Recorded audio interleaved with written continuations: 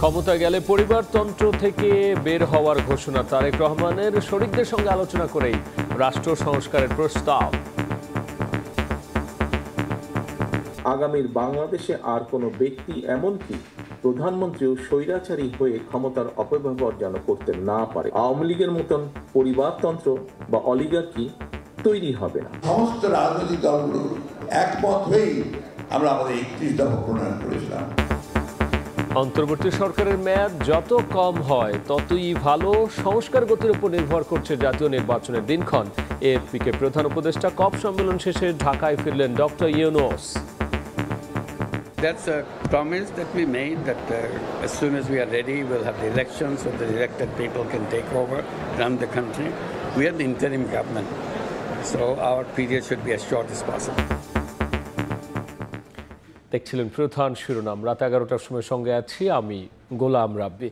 এবার অন্যান্য শীর্ষ সংবাদ। ভারতে বসে শেখ হাসিনার বিবৃতি, পছন্দ করছে না ঢাকা, ব্যবস্থা নিতে দিল্লিকে অনুরোধ। অভ্যন্তরীণ বিষয়ে কেউ যেন নাক না গলায়, সতর্ক থাকার পরামর্শ আইন উপদেষ্টা।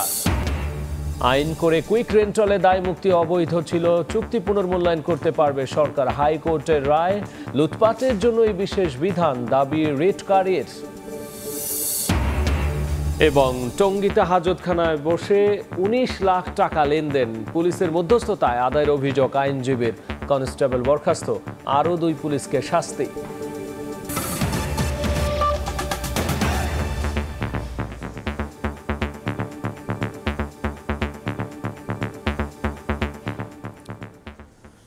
পরিবারতন্ত্র থেকে বের হওয়ার ঘোষণা দিয়েছেন বিএনপির ভারপ্রাপ্ত চেয়ারম্যান তারেক রহমান।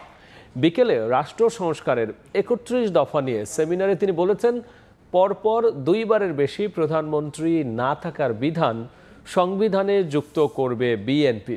অন্যদিকে দলটির মহাসচিব বলেছেন, শরিকদের সাথে আলোচনা করেই সংস্কারের রূপরেখা চূড়ান্ত করবেন তারা।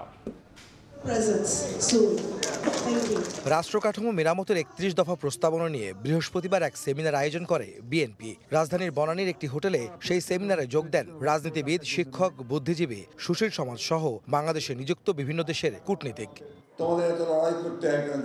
সেমিনারের সভাপতি বিএনপি মহাসচিব মির্জা ফখরুল ইসলাম আলমগীর তার স্বাগত বক্তব্যে বলেন, অন্তর্বর্তীকালীন সরকার রাষ্ট্র সংস্কারে যে উদ্যোগ নিয়েছে তার সঙ্গে বিএনপি ঘোষিত 31 দফার অনেকটাই মিল রয়েছে। আমরা আশা করি যে আমাদের এই 31 দফা এটা সম্মিলিত, এটা শুধু বিএনপি দফা নয়, এটা আমরা সমস্ত রাজনৈতিক দলগুলো যারা আমরা যুগপৎ আন্দোলন করছিলাম, সেই যুগপৎ আন্দোলন সব দলগুলো একমত হয়েই আমরা আমাদের 31 দফা প্রণয়ন করেছিলাম। প্রধান অতিথির বক্তব্যে বিএনপির ভারপ্রাপ্ত চেয়ারম্যান তারেক রহমান অঙ্গীকার করে বলেন, বিএনপি ক্ষমতায় গেলে আওয়ামী লীগের মতো পরিবারতান্ত্রিক রাষ্ট্র কাঠামো থাকবে না।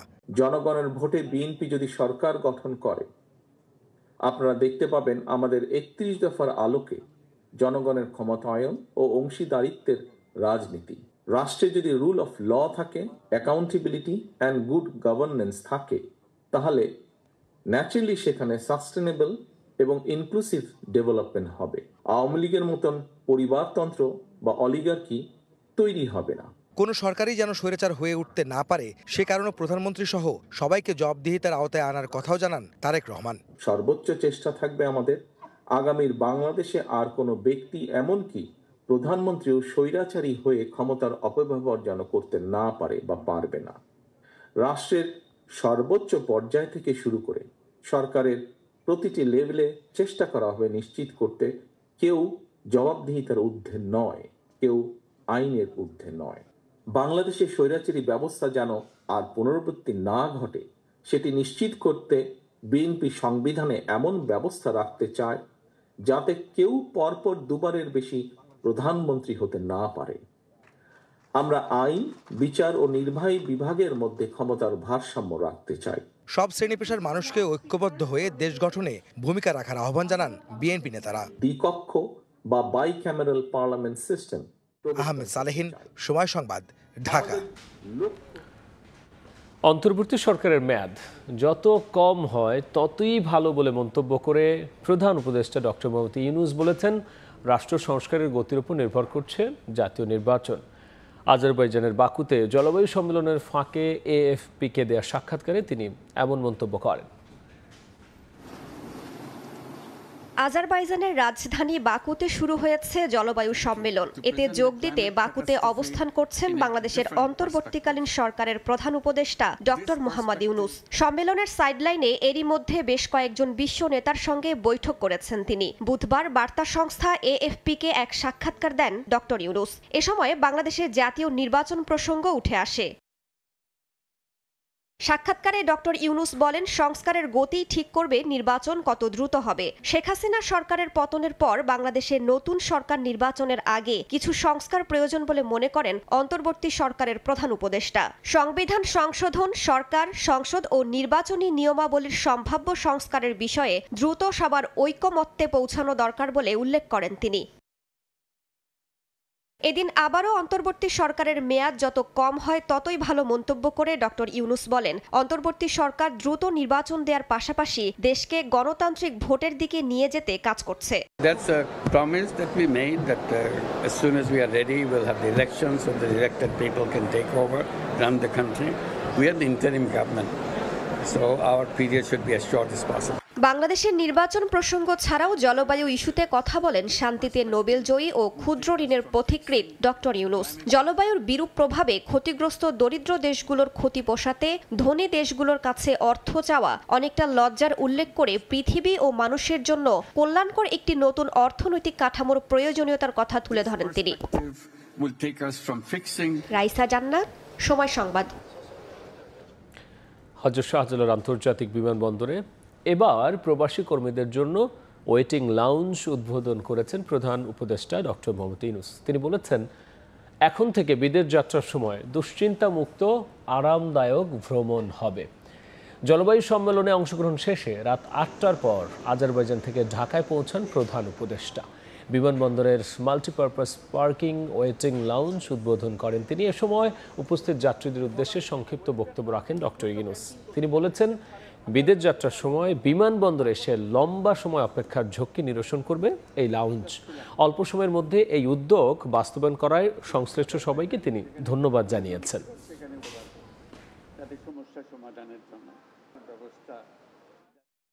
এটা আস্তে আস্তে আরো সংস্কার হবে, যাতে করে এটা পুরো জিনিসটা আপনাদের কাজে লাগে এবং আপনারা স্বস্তি পান। এখানে আসলে আর কিছু চিন্তা করতে হয় না। এবার আমি আর বিমান আমরা আমাদেরকে নিয়ে যাবে যেখানে যাবার, বাকি সব ব্যবস্থা এখান থেকে হবে। কাউকে দুশ্চিন্তার মধ্যে থাকতে হবে না। যোগাযোগ যা করতে হয় এখানে বসে করবেন, এখানে বিমানবন্দরে যে আনুষ্ঠানিকতা আছে যেগুলো করতে হয় সেগুলোও করবেন, যাতে করে সহজে আপনি যান। আপনার মাথার থেকে দুশ্চিন্তার ভারটা তুলে নেওয়া হলো এইটার উদ্দেশ্য। সেই যাত্রা শুরু হলো, আজকে আমরা খুবই আনন্দিত। শেখ হাসিনার বক্তব্য ভারতীয় গণমাধ্যমে প্রচার করায় দিল্লিকে অসন্তোষ জানিয়েছে ঢাকা। অনুরোধ করা হয়েছে যেন শেখ হাসিনার কোনো বক্তব্য প্রচার না করা হয়। বিকেলে পররাষ্ট্র মন্ত্রণালয়ের ব্রিফিংয়ে এই তথ্য জানানো হয়। সাবেক প্রধানমন্ত্রী শেখ হাসিনা পালিয়ে 5 আগস্ট ভারতে আশ্রয় নেয়ার পর থেকে দুই দেশের কূটনৈতিক সম্পর্ক নতুন মোড় নেয়। এর মধ্যেই যুক্তরাষ্ট্র তাকে ক্ষমতা থেকে সরিয়েছে বলে শেখ হাসিনার দেয়া বিবৃতি প্রচার করে ভারতীয় গণমাধ্যমগুলো। পররাষ্ট্র মন্ত্রণালয় বলছে, শেখ হাসিনার বিবৃতি প্রচারের বিষয়ে অসন্তোষ জানানো হয়েছে ভারত সরকারকে। জাতিসংঘের মানবাধিকার বৃহস্পতিবার এক সংবাদ সম্মেলনে পররাষ্ট্র মন্ত্রণালয়ের মুখপাত্র তৌফিক হাসান জানান, ভারতে যাওয়ার পর যেসব রাজনৈতিক বিবৃতি দিচ্ছেন শেখ হাসিনা তা ভালো চোখে দেখছে না সরকার। তাদেরকে এটি স্পষ্টভাবে বলা হয়েছে যে সাবেক প্রধানমন্ত্রী 5 আগস্ট গণ অভ্যুত্থানের সময় ভারতে চলে যাওয়ার পর সেখানকার বিভিন্ন গণমাধ্যমে যে ধারাবাহিকভাবে রাজনৈতিক বিবৃতি বক্তব্য দিচ্ছেন সেটি বাংলাদেশ সরকার ভালোভাবে দেখছে না। এই ব্যাপারে সরকারের তীব্র অসন্তুষ্টি প্রকাশের পাশাপাশি সাবেক প্রধানমন্ত্রীকে এই ধরনের বক্তব্য বিবৃতি প্রদান থেকে বিরত রাখার জন্য কিন্তু ভারত সরকারকে আহ্বান জানানো হয়েছে। এদিকে সুইজারল্যান্ডে উপদেষ্টা আসিফ নজরুলকে হেনস্থার ঘটনায় দায়িত্বে অবহেলার কারণে জেনেভা মিশনে কর্মরত দুজনের বিরুদ্ধে ব্যবস্থা নিয়েছে সরকার। এখানে লেবার উইংয়ে যিনি কাউন্সিলর আছেন তাকে স্ট্যান্ড রিলিজ করা হয়েছে এবং একজন স্টাফ মেম্বার, যে লোকাল স্টাফ মেম্বার, তাকে চাকরি থেকে অব্যাহতি দেওয়া হয়েছে। এদিকে বাংলাদেশে দূতাবাস নেই এমন দেশগুলোর ভিসা প্রার্থীরা দিল্লির পরিবর্তে ভিয়েতনাম এবং পাকিস্তান থেকে ভিসা নেওয়ার ব্যবস্থা করেছে পররাষ্ট্র মন্ত্রণালয়। হ্যানয়, পাকিস্তান, উজবেকিস্তান এরকম 3-4টা জায়গা থেকে কিন্তু ভিসা নেওয়ার ব্যাপারে আমরা উদ্যোগ নিয়েছি। এবং তাজওয়ার মাহমিদ, সময় সংবাদ, ঢাকা। আর কোনো দেশ যাতে অভ্যন্তরীণ বিষয়ে নাক গলাতে না পারে সেজন্য সবাইকে সতর্ক থাকার পরামর্শ দিয়েছেন আইন উপদেষ্টা আসিফ নজরুল। বিকেলে রাজধানীর বিচার প্রশিক্ষণ ইনস্টিটিউটে জঙ্গি হামলায় নিহত 2 বিচারকের স্মরণ সভায় তিনি একথা বলেছেন। বাংলাদেশের চারপাশে তো খুব বন্ধুভাবাপন্ন দেশ নাই, তাদের সবসময় চেষ্টা থাকে বাংলাদেশকে হেয় করা, একটা ঘটনাকে অনেক ফুলিয়ে ফাঁপিয়ে দেখা, এটাকে নিয়ে ষড়যন্ত্র করা। আমরা আমাদের দেশকে আন্তর্জাতিক ষড়যন্ত্র থেকে রক্ষা করতে চাই, বাংলাদেশকে আরও কোনো ফ্যাসিবাদ বা ষড়যন্ত্রের মুখ থেকে রক্ষা করতে চাই। আমাদের অবশ্যই জঙ্গিবাদ, মৌলবাদ থেকে নিজের দেশকে রক্ষা করতে হবে যে কোনো মূল্যে। ছাত্র জনতার গণ অভ্যুত্থানে আহতদের উন্নত চিকিৎসা, যথাযথ পুনর্বাসন ও কর্মসংস্থান সহ বিভিন্ন দাবি মেনে নেওয়ার আশ্বাস দিয়েছেন উপদেষ্টারা। সচিবালয়ে আহতদের সঙ্গে বৈঠকে তারা বলেছেন, চিকিৎসায় সব হাসপাতালে থাকবে ফাস্ট ট্র্যাক সুবিধা, প্রয়োজনে পাঠানো হবে বিদেশে। অভ্যুত্থানে আহত হওয়ার পর থেকে ছিলেন হাসপাতালের বিছানায়। দাবি দেওয়া নিয়ে সরকারের সঙ্গে আলোচনার ডাকে ছুটে এসেছেন সচিবালয়ে। বৃহস্পতিবার উপদেষ্টাদের বৈঠকে অংশ নেন শতাধিক আহত ব্যক্তি। দুপুর 2টায় বৈঠক শুরু হওয়ার কথা থাকলেও প্রায় 2.5 ঘন্টা অপেক্ষার পর বিকেল 4:30টায় আলোচনায় বসেন 5 উপদেষ্টা ও একজন বিশেষ সহকারী। এ সময় আহতরা তাদের চিকিৎসায় অবহেলার অভিযোগের পাশাপাশি উন্নত চিকিৎসা ও পুনর্বাসনে বিভিন্ন দাবি তুলে ধরেন। বিভিন্ন জায়গায় আমাদের ইনক্লুড করে বিভিন্ন কার্যক্রম হচ্ছে, আমরা আমাদের যে পরিকল্পনা লিখিতভাবে টিভির মাধ্যমে প্রচার করব। বৈঠক শেষে উপদেষ্টারা জানান, সারা দেশে সরকারি হাসপাতালে থাকবে ফাস্ট ট্র্যাক সুবিধা। উন্নত চিকিৎসার জন্য প্রয়োজনে বিদেশে পাঠানো হবে আহত ব্যক্তিকে। ডিসেম্বরের মধ্যেই আহতদের জন্য সব পরিকল্পনা বাস্তবায়নে উদ্যোগ নেয়ার কথাও জানান তারা। এই অভ্যুত্থানের সকল আহত যোদ্ধার সর্বোত্তম চিকিৎসা সেবা নিশ্চিত করা হবে বিদেশেও। পৃথিবীর যেই সেন্টারগুলোতে সেই সেবা সর্বোত্তম মানে দেওয়া হয় সেটি নিশ্চিত করা হবে। দেশের সকল হাসপাতালে ফাস্ট ট্র্যাক সার্ভিস পাবেন। 5 কর্মদিবসের মধ্যে একটি রূপরেখা দেওয়া হবে এবং এই ডিসেম্বরের মধ্যেই আমরা সবকিছু বাস্তবায়ন করতে চাই যেগুলো স্বল্প মেয়াদী আছে। চিকিৎসার পাশাপাশি আর্থিক সহায়তা ও কর্মসংস্থানে ব্যবস্থা নেওয়ার কথাও জানানো হয়। আমৃত্যু এই অভ্যুত্থানের সকল আহত যোদ্ধাকে সম্মানের সঙ্গে তার সকল ধরনের চিকিৎসা, পুনর্বাসন এবং কর্মসংস্থানের ব্যবস্থা করা হবে। প্রত্যেকটা হসপিটাল থেকে শুধু আপনাদের স্বাস্থ্যগত চিকিৎসাগত সমস্যা নিয়ে কথা হবে। এর আগে বিভিন্ন দাবি নিয়ে সচিবালয়ে উপদেষ্টাদের সঙ্গে আলোচনা করতে এসে বৈঠকের আগে নিজেরাই বাকবিতণ্ডায় জড়িয়ে পড়েন আহতরা। আন্দোলনে আহতদের চিকিৎসায় অবহেলার অভিযোগ এনে বুধবার রাজধানীর আগারগাঁও এলাকায় অবস্থান নিয়ে বিক্ষোভ করেন অর্ধশতাধিক আহত ব্যক্তি। প্রায় 14 ঘন্টা রাস্তায় অবস্থানের পর গভীর রাতে অন্তর্বর্তী সরকারের 4 উপদেষ্টা আন্দোলনস্থলে গিয়ে তাদের দাবি পূরণের আশ্বাস দিলে আহতরা হাসপাতালে ফিরে যান। প্রসূন আশিস, সময় সংবাদ, ঢাকা। তারল্য সংকটে ভুগতে থাকা 7টি ব্যাংকে আরও 1000 কোটি টাকা সহায়তা দিল সবল 10 ব্যাংক। এ নিয়ে এখনো পর্যন্ত 6585 কোটি টাকা তারল্য সহায়তা দেয়া হলো। বাংলাদেশ ব্যাংক বলছে, সংকট সমাধানে নিজেদেরই উদ্যোগ গ্রহণ করতে হবে। অনিয়ম, দুর্নীতি আর খেলাপি ঋণের ভারে ব্যাংকগুলোতে তারল্য সংকট দিনকে দিন বাড়ছে। সমস্যাগ্রস্ত ব্যাংকগুলোতে এই সংকট আরও তীব্র হচ্ছে। ফলে গ্রাহকরা নিজের গচ্ছিত অর্থ চাইলেও নিজের ইচ্ছে মতো উত্তোলন করতে পারছেন না।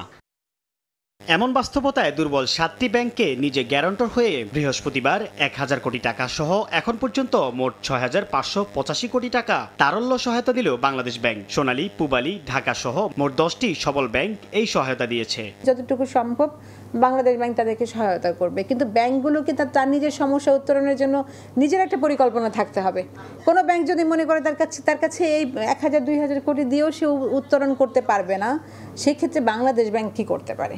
নতুন গভর্নর দায়িত্ব নেয়ার পর দুর্বল ব্যাংকগুলোকে সরাসরি তারল্য সহায়তা না দেওয়ার ঘোষণা দেন। বিকল্প হিসেবে সবল ব্যাংকগুলোর কাছ থেকে তারল্য সহায়তা নিতে দুর্বল ব্যাংকগুলোর গ্যারান্টর হয়েছে বাংলাদেশ ব্যাংক। তবে দুর্দশাগ্রস্ত ব্যাংকগুলো বলছে তাদের পূর্ণমাত্রায় সহায়তা দেওয়া উচিত। ওই ব্যাংক দিচ্ছে 50 কোটি, কোনো ব্যাংক দিচ্ছে 20 কোটি। তাদের কাছে তারল্য যা আছে অ্যাক্সেস লিকুইডিটি ওটাই তো দিবে, তো তাতে তো কাজ হবে না। যার ফলে ব্যাংকের উপরে আরও আস্থা উঠে যাচ্ছে এবং ব্যাংকের ডিপোজিট আরও কমে যাচ্ছে। 1 মাস আগে যদি 2500 কোটি টাকা দিত, সেটা এখন লাগবে 3500। বাংলাদেশ ব্যাংকের সবশেষ প্রতিবেদন অনুযায়ী আগস্ট মাস শেষে ব্যাংকগুলোতে অতিরিক্ত তারল্যের পরিমাণ ছিল 1,74,567 কোটি টাকা। সাইফুল ইসলাম, সময় সংবাদ, ঢাকা। আইন করে কুইক রেন্টালে দায়মুক্তি দেয়া অবৈধ ছিল বলে রায় দিয়েছেন হাইকোর্ট। সরকার চাইলে বিদ্যুৎ কেন্দ্রগুলোর সঙ্গে চুক্তি পুনর্মূল্যায়ন করতে পারবে বলে নির্দেশ দিয়েছেন আদালত। লুটপাটকে বৈধতা দিতেই এই আইন করেছিল আওয়ামী লীগ সরকার, এমন দাবি রিটকারী আইনজীবী স্বাধীন মালিকের। কুইক রেন্টাল নিয়ে প্রশ্ন বহুদিনের। কেউ বলে এটি করা হয়েছে কিছু মানুষকে লাভবান করার জন্য, আবার কারো মতে এটি লুটপাটের প্রকল্প। সিপিডির গবেষণা বলছে গত 15 বছরে এই বিদ্যুৎ কেন্দ্রগুলোতে 9-6 হয়েছে 1,05,000 কোটি টাকা। অথচ এই নিয়ে কোনো প্রশ্ন তোলা যাবে না এমন আইন করে আওয়ামী লীগ সরকার। 5 আগস্ট শেখ হাসিনা পালিয়ে যাওয়ার পর কুইক রেন্টালের দায়মুক্তির বৈধতা চ্যালেঞ্জ করে রিট হয়। বৃহস্পতিবার দেয়া রায়ে হাইকোর্ট বলেন, দায়মুক্তি দেয়া এবং ক্রয় সংক্রান্ত বিষয়ে মন্ত্রীকে একক ক্ষমতা দেয়া সংবিধান পরিপন্থী। আদালত এই 6(2)কে অসাংবিধানিক ঘোষণা করেছেন। এই যে এটা কোনো আনলিমিটেড অসীম ক্ষমতা এক ব্যক্তিকে দেওয়া হয়েছে, এইটা একটা প্রজাতন্ত্রে হতে পারে না। স্বাধীন মালিক আরও বলেন, লুটপাটকে বৈধতা দিতেই এই আইনটি করেছিল আওয়ামী লীগ। সরকার চাইলে ভাড়াভিত্তিক কুইক রেন্টাল বিদ্যুৎ চুক্তিগুলো পুনর্বিবেচনা করতে পারবে। সরকারের মালিকানাধীন বিদ্যুৎ কেন্দ্রগুলি যাতে পূর্ণ উৎপাদনে যায়, বিদ্যুৎ উৎপাদন বাড়ে, ওইসব বিদ্যুৎ কেন্দ্র যাতে আরও পূর্ণ উৎপাদনে নিয়ে যেতে পারে, সেই জন্য সরকারকে পদক্ষেপ নিতে বলছে। সারা বছর বসিয়ে রেখে ক্যাপাসিটি চার্জের মাধ্যমে প্রতি বছর হাজার হাজার কোটি টাকা দেওয়া হতো কুইক রেন্টাল বিদ্যুৎ কেন্দ্রগুলোকে, যার অধিকাংশই পাচার হতো বলে এক গবেষণায় উঠে আসে। আফজাল হোসেন, সময় সংবাদ, ঢাকা। শিল্পকলা একাডেমিতে নাটক বন্ধ ও প্রতিবাদ সভায় হামলার প্রতিবাদ এবং নাট্যকর্মীদের নিরাপত্তার দাবিতে পথনাটক করেছে আরণ্যক নাট্যদল। বিকেলে শিল্পকলা একাডেমির জাতীয় নাট্যশালার ফটকে এই আয়োজন করা হয়। আরণ্যক ছাড়াও প্রাচ্যনাট এই আয়োজনে অংশ নেয়। প্রদর্শনীতে নাট্যকর্মীরা দ্রুত শিল্পকলার সবগুলো হল খুলে দেওয়া এবং সারা দেশে নাটক চর্চায় নিরাপত্তা নিশ্চিতে সরকারের প্রতি আহ্বান জানান।